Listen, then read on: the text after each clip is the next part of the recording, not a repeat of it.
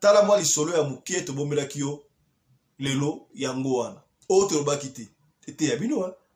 Maman Charlotte dans Londres maman Charlotte pigeon à Londres comme ye pena ayebi na ekolamba kaka normal aleki na yeba to kolamba te mais alambaka mais quand même au sentir pigeon à Londres maman Clarisse pigeon à Londres pardon plutôt kutu maman Charlotte ta ko ba Clarisse longa na mtubo ndenge ni ko boni boy ko moli ma Clarisse awa sans effet hein.